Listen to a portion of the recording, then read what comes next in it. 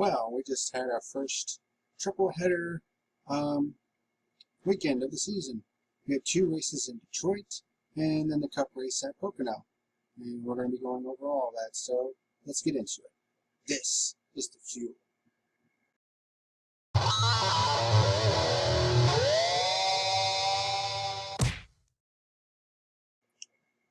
What's going on, ladies and germs? This is the PackerMan, and welcome to today's edition of the fuel.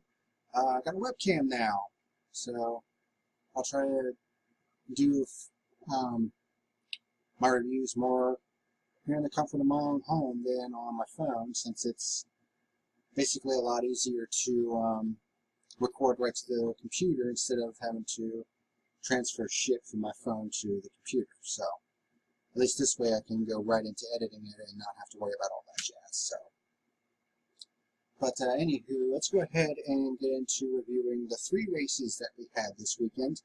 2 for IndyCar, 1 for Cup. IndyCar was at Belle Isle this week for the Chevrolet Detroit Grand Prix, a doubleheader, the only doubleheader that they have now. And we'll also be covering the Pocono 400 at the Pocono Speedway. Yeah.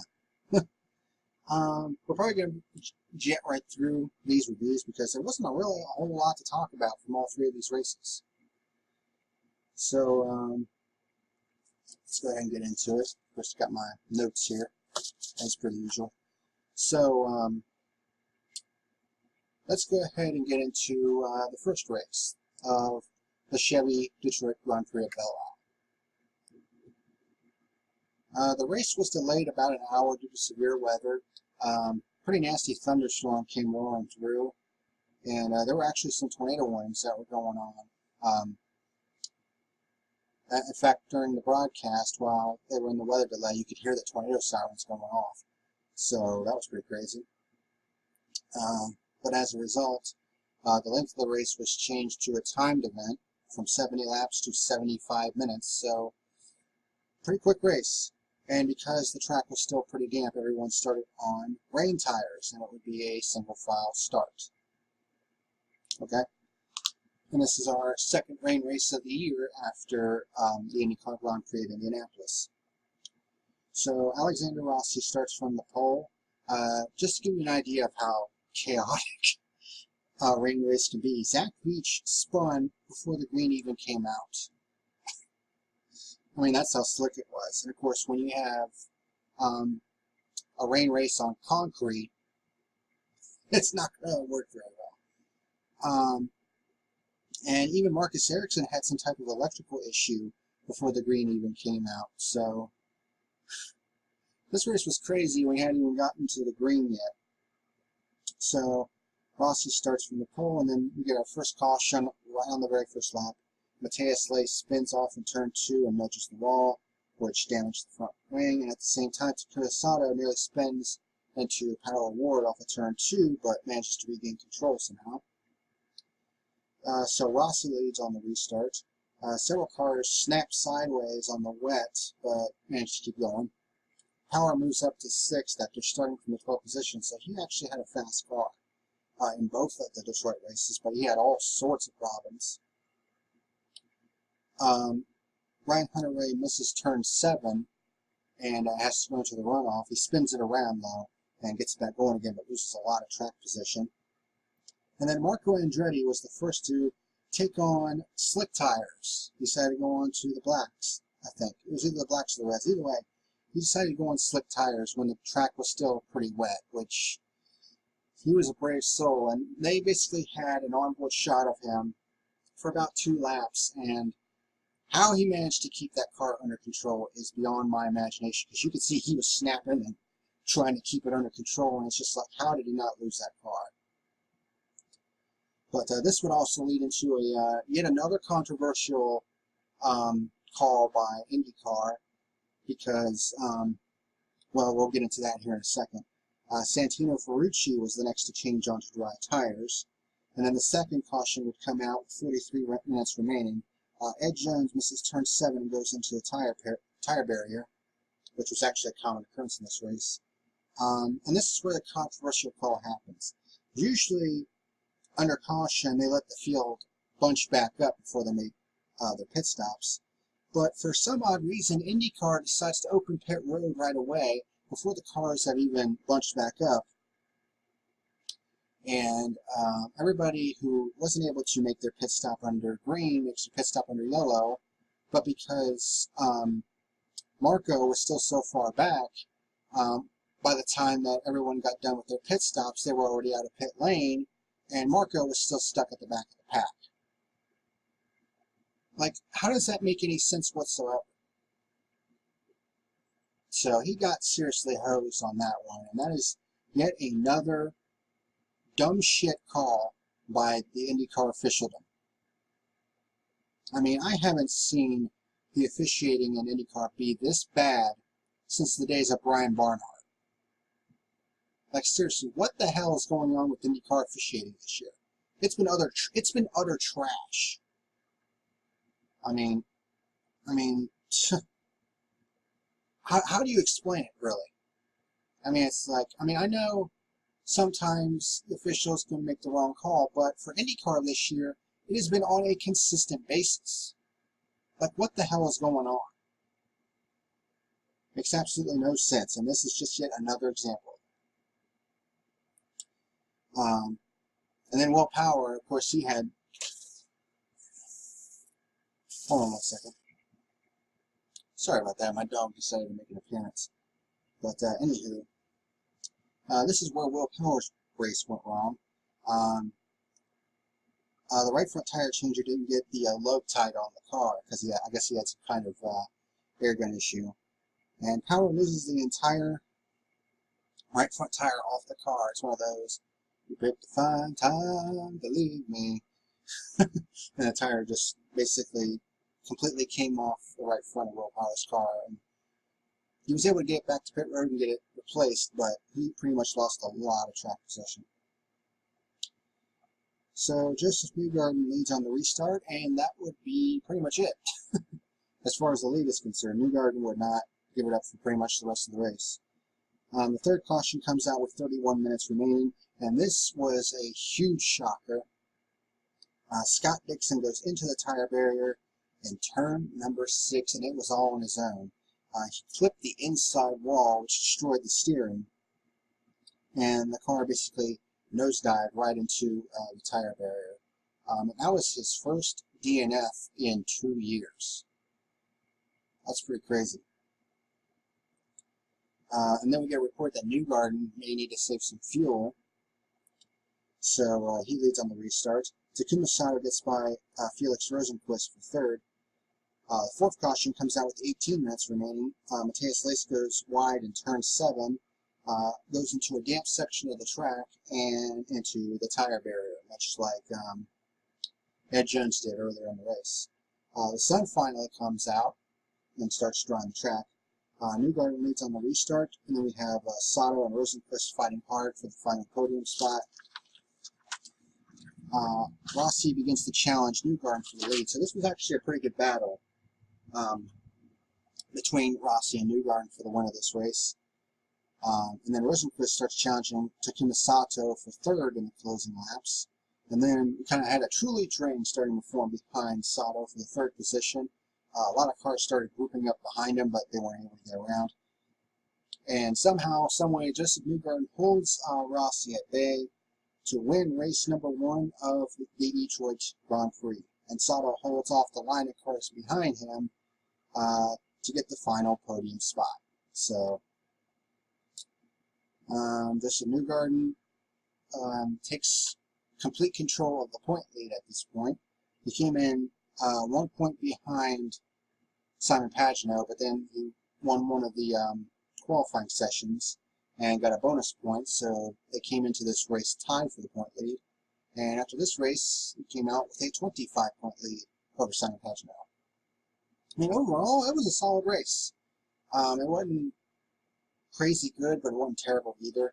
I mean, Detroit's typically not that good of a race, but I mean, in this case, it was all right. And the rain certainly added an interesting little dynamic. So, my final rating for race number 1 of the Detroit Grand Prix, I'll give it a 5 0.75 out of 10. You know, like I said, it was solid. It wasn't spectacular, but it was alright.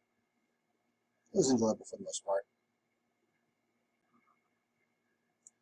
Alright, so now we get to race number 2 of the Detroit Grand Prix. And the race winner from race 1, Joseph Newgarden, starts from the pole in race number 2. And just like race 1, we had caution on the first lap, but this one was a big crash. Big crash in turn 3, which would become Calamity Corner in this race, much like turn 7 was the Calamity Corner in race 1. 7 cars were involved in this one. Matthias Laced, Felix Rosenquist, Will Power, Tony Kanaan, Simon Pagino, Pato O'Ward, and Marco Andre. They were all involved in some way, shape, or form. Pretty big accident. Most of the field pits under this caution. 5 cars stay out, including Scott Dixon, who would lead on the restart. Santino Ferrucci gets a great run and manages to pass Dixon in turn 3 for the lead. Ray Hall and Newgarden follow suit. Of course, Dixon was on the red tires, which were the softer compound, which is faster but wear out quicker. So we had our first and only pure lead change of the day on lap number 14. And then we get our second caution on lap 15 when Spencer Pigot crashes hard into the end of the pit wall after Sebastian Bourdais runs to the back of him as Pigot tried to make a pit stop.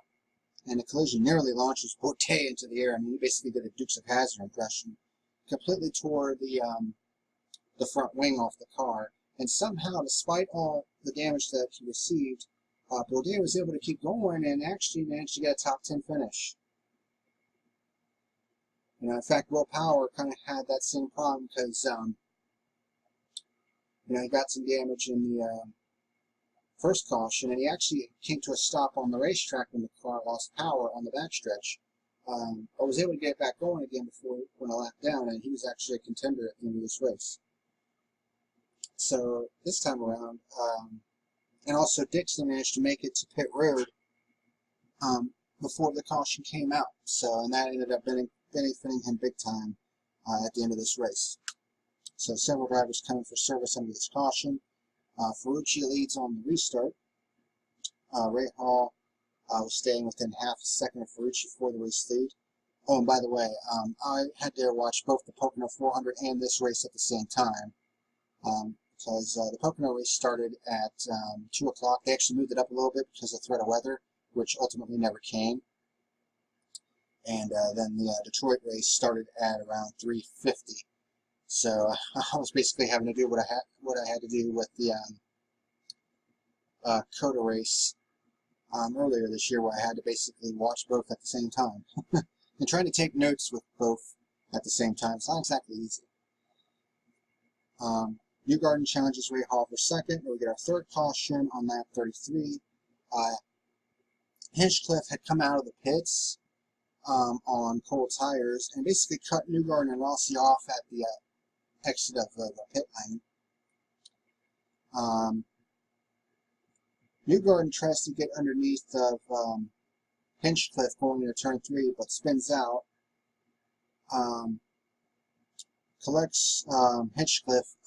Rossi also spins out, but didn't get as much damage as they were able to actually get away. We thought Newgarden and Hinchcliffe's race was over, but Hinchcliffe was able to get back going again, and they repaired Newgarden's car and actually got him back out at the end of the race as well. So Scott Dixon leads on the restart. Marcus Ericsson moves up to second, and Takuma Sato up to third. So great runs for those guys. Dixon pits from the lead for the final time on lap 46, and then Ericsson and Sato come in on the next lap. But Dixon was able to beat him on the pit cycle. Power stays out and inherits the race lead, but then he comes to pit road a few laps later, but actually comes out in fourth with Ryan Hunter-Reay, Alexander Rossi, and Sato in tow. What happened was Power basically did the same thing that Hinchcliffe did. Sato went to pass him in turn 3 on the outside, but ended up losing position, and Rossi and Ryan Hunter-Reay managed to get by him for position. Ed Jones moved up to third, but Power started closing in fast and passed Jones for third in turn 3 on lap 53 of 70. Ericsson actually began to slowly close the gap on Dixon for the lead, but then the fourth caution came out on lap 55 when his teammate, James Hinchcliffe, lost power and stopped over in turn 6. So, you probably didn't want to see that caution because he was actually closing on Dixon a little bit. Dixon leads on the restart with 11 laps to go. And then it was at this point that the broadcast feed failed. Like, the picture was starting to do all kinds of crazy shit. And then it just went right to a picture of Belle Isle, and it had that radio-like quality again. I was like, oh, shit. Are we really going to have a situation like St. Petersburg? But thankfully, it only lasted for a few minutes, and they managed to get fixed rather quickly, unlike at St. Petersburg, where the feed was down for like 10 to 20 minutes. But they just went to a couple commercials, and then they were right back, so at least they managed to fix it. But then the fifth caution came out on lap 65 when Felix Rosenqvist crashes in turns 1 and 2. Coming off of turn 9, I believe, he got into the wall a little bit with the left rear, and it pretty much bent the steering. And you could see on the onboard that it was kind of conked to one side. And so it was obvious that he had damaged the car. And then when he went down into turn 1, it just snapped loose on him, and he hit the wall hard. And I think that's going to really put him on the hot seat. I mean, I know he's a rookie, but if there's one thing that Ganassi does not like, it's repairing cars on a consistent basis. And Rosenqvist has had a lot of hype behind him, but so far, he's just not lived up to that hype. So, I mean, he really needs to step things up a little bit if he wants to keep that ride in the 10 car, because there have been rumblings that Ganassi might be offering Alexander Rossi that seat next year. So he might want to pick it up a little bit.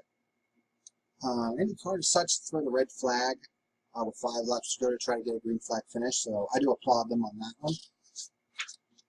So Dixon leads on the restart with 3 laps to go, and he basically was able to pull away. I mean, he's a restart master. It was pretty much status quo the rest of the way, and Scott Dixon wins race number 2 of the Detroit Grand Prix. Marcus Ericsson does get his first ever podium, so good job to Marcus Ericsson, who is a Formula 1 veteran. And Will Power, after everything he had to go through in this race, still manages to wind up third. So after all that string of bad luck that he had, he was able to recover and get onto the podium. So, nice run for him. This race was just kind of eh. I mean, it was a lot more boring than the first race was. So I'll give this race, race number 2 at the Detroit Grand Prix, a 4.25 out of 10. Wasn't good, but it wasn't totally horrible. And, boy, some of those wrecks were just crazy. Holy shit. Glad everybody's okay, though. But with that done, let's go ahead and move into the Pocono 400. Alright, the Pocono 400 at the Pocono Raceway. Now, you would think that with this aero package that they have in place, that, you know, on a big track like the Pocono Raceway, you would think that the draft would come into play and all this other stuff. But that was not the case whatsoever. What we got instead was the worst race of the Cup season so far. And to NASCAR's credit, there hasn't been very many occasions where I've said that, where a race has been just absolutely trash. You know, the race at Auto Club was considered the worst race of the season thus far. And even it had its moments. I mean, you could say, well, the restarts for this race were pretty good. Yeah, but that's like that for every race. What's going to set this race apart from everyone else? The answer? Nothing. This race was fucking trash. And you can pretty much tell, because typically with a long race like this, I would have a shit ton of notes. I have 2 pages of notes here. That's it. For a 400-mile race at Pocono. That should tell you just how little of note happened in this race. I mean, there were a lot of people smacking the wall and losing right side tires and crashing, but really other than that, I mean, we had one pure lead change this entire race. Just one. Whereas last week in the Coke 600, we had 10 pure lead changes. Now, granted, it's a 600-mile race, but let's also think about the fact that it's the Charlotte Motor Speedway. I mean, that track, for about the past 10 years, has been utter trash. And we've been lucky to get a lead change at Charlotte, especially in the Coca-Cola 600. But it's pretty obvious at this point that this aero package does not work on tracks like Auto Club and Pocono. So I am a little bit worried about next week's race at Michigan because it's a similar track to the Auto Club Speedway, albeit it has a little bit higher banking to it, but it is a similar build to the Auto Club Speedway. So I'm worried that we may see more of the same in next week's race. Hopefully that's not the case, but, you know, I mean, racing has its trends, and this may be an unfortunate part of that. But let's go ahead and get through the Pocono 400 review. The race was moved up to 2 p.m., like I said, due to the threat of rain, which ultimately never came, so we got the whole race in. Stages 1 and 2, 50 laps, stage 3, 60 laps. And for the second consecutive week, William Byron starts from the pole. He's really good at qualifying, but he just hasn't been able to close the deal. But we got a good, clean start. Byron led lap 1, actually led for quite a bit. Eric Jones actually managed to get by Kyle Busch for second here at the beginning, which was a bit of a surprise. Harvick decides to come in before the competition caution because there was overnight rains, which washed all the rubber off, so they decided to have a competition caution at lap 21. But Harvick decides to come in before the caution and gets 4 tires. Can't fuel the car, though. Can't fuel the car before the competition caution comes out. But it was a smart move in the end because he was able to get his 4 tires, and then when he came in on the competition caution, he only got fuel, which actually gave him a net gain of about 2 spots in the start. While everybody else had, there were like 8 cars that took like 2 tires when the caution came out, and he was actually up into the top 5 near the end of the stage, so it actually benefited him quite a bit. So everyone comes in for service. Like I said, about 8 cars took 2 tires. Tires weren't really that important in this race. It was more track position than anything else, because it was just so damn hard to pass. Kyle Larson leads on the restart, 3 wide, back at the pack. I mean, there were some 3 wide on the restarts, but once things spread out, it was just not good racing. Ty Dillon smacks the wall in turn 2. The second caution, I got ahead of myself. The second caution came on lap 3 when Austin Dillon crashes hard in turn 3 when he cut it across Paul Menard's nose going into turn 3. Larson leads on the restart. 3 wide for second on back on the restart. So, like I said, the restarts were good, but what was this race going to do when the race got going that would set it apart from all the others? And that's really the most important part. Ty Dillon smacks the wall in turn 2 to keep going. Byron keeping things close with Larson for the lead late in the stage. Many drivers started going down into the pit lane before the pits closed, because with 2 laps to go in the stage, they closed the pit lane. There were several drivers that actually made it to the pit lane before the pits closed, obviously for track position. And Kyle Larson wins stage number 1. This stage sucked, but then again, you could probably say that for the entire race at this point. Everyone who didn't pit under green before the end of the stage comes in for service, with the exception of 1 guy. And Byron wins the stage off pit road. Keselowski actually decided to stay out for some reason and leads the start of stage number 2. Truex and Kyle Busch go side by side with Kes for the lead, but Busch ends up winning out, and he would basically lead the majority of the race.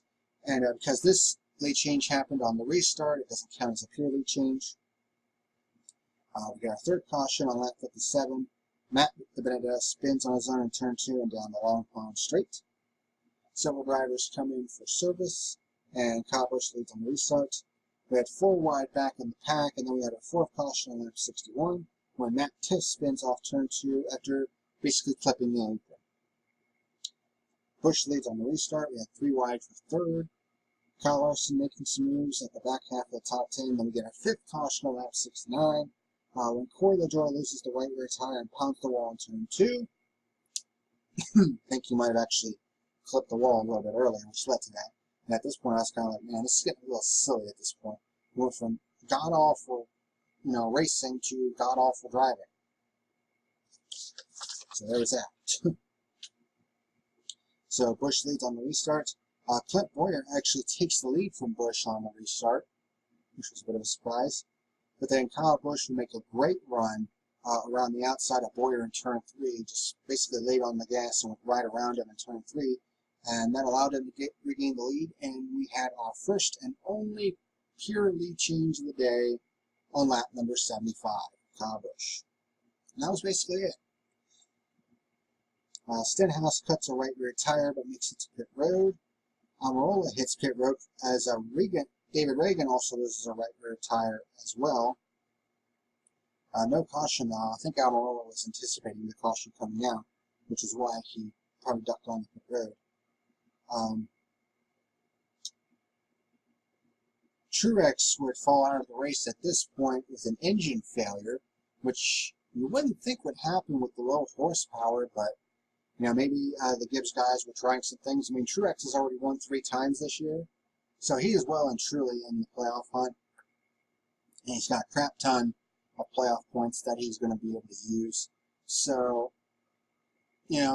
for the Gibbs guys, you might as well start trying some things and prepare for the playoff, because with 3 wins, I mean, Truex is going to be a championship contender this year.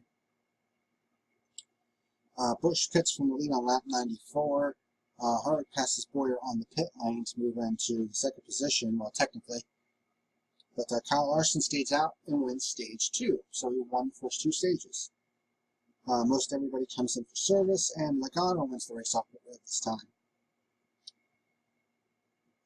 Then we get to the start of stage 3, where Kyle Busch stayed out and takes over the lead.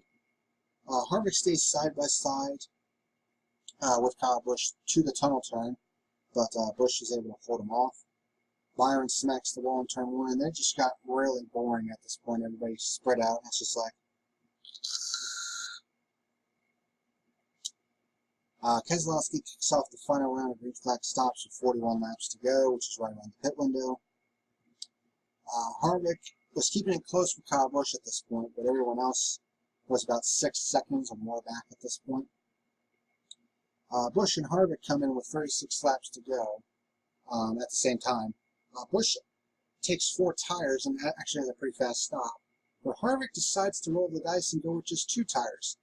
And it actually got him out ahead of Kyle Busch, but then they got an uncontrolled tire penalty and had to come in for a drive-through penalty. And it was pretty obvious it was an uncontrolled tire.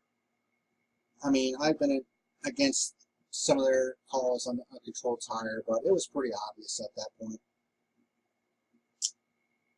And then he started reporting a possible power steering issue, and he was really slow for pretty much the remainder of the race. So I'll tell you what, when it rains, it pours, and that certainly was the case here.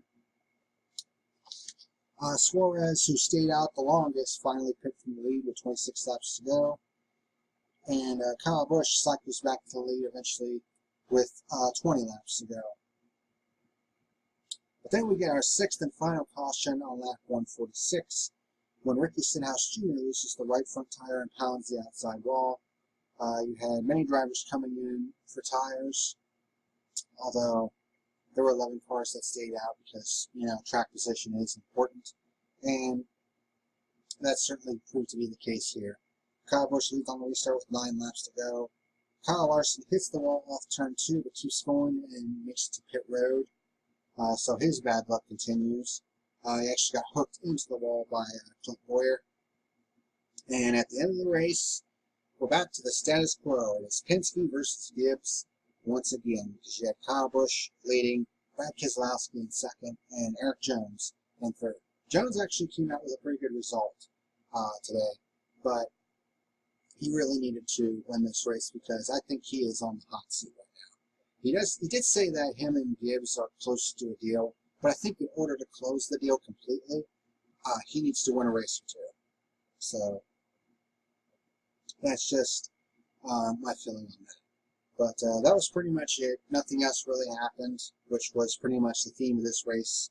And Kyle Busch wins the Pocono 400 for his 4th win of the year and his 55th career Cup Series victory. This race sucked ass. I mean, I was nearly put to sleep by this. I mean, when the Detroit Grand Prix, when both of its races are better than Pocono, that's a problem. Because Detroit is usually the weakest race of the year for the IndyCar series. But then you look at, the Cup race at Pocono today, and it's just like, wow, this race was fucking trash. Which, again, to NASCAR's credit, I haven't said a whole lot this year. I think there have only been 2 races to this point that have gotten less than a 5, and that was Phoenix, and it was barely so, and then California, which got a 3. This race is going to be a lot lower than that. And one pure lead change the entire day. Nobody could pass, really, unless, they were doing it like a bump draft kind of deal. I mean, the restarts were the only interesting part of this race, but you see that at every race. My challenge was, what could this race do differently on the long runs that would set it apart from other races? And the answer for today, absolutely nothing. This race was garbage. My final rating for the Pocono 400, it did have the 1 pure lead change, but other than that, this race stunk. I'm going to give it a 1.5 out of 10. It's easily the worst race of the year so far. And I haven't said that all that much again about the Cup Series this year, but it's pretty clear that this aero package just does not work on tracks more than 2 miles. Unless you count Daytona and Talladega. But the draft really does come into play there. But, for the more technical tracks like Auto Club and Pocono, this aero package just does not work. So, like I said, I have a lot of concern that we may see the same exact thing at Michigan next week. I hope I'm wrong. But, based on what we've seen so far this year, that's looking like it's going to be the case. So, we'll have to wait and see, but, I am a little bit concerned about Michigan. So, but then again, Michigan typically doesn't really give us a good race anyway. So, that would just be part of the course for them. But, yeah, just went right through 3 races this week, and a little over a half an hour. So, certainly a lot better than last week when I went 75 minutes doing the Indy 500 and the Coke 600. There was a lot to talk about from those 2 races. So much to talk about. Whereas this week, not really all that much to talk about in comparison. So, a little bit shorter video this week here on the field. Next week, you got IndyCar going to Texas and the Cup Series going to Michigan. So, see how those 2 races go next week. But that'll do it for me today. My first use of my new webcam. So, hopefully we'll be able to do a lot more things with this webcam in the near future. Not just with the fuel, but with other videos as well. So, thank you very much for watching. And until next time, this is the PackerMan signing in. Have a good one.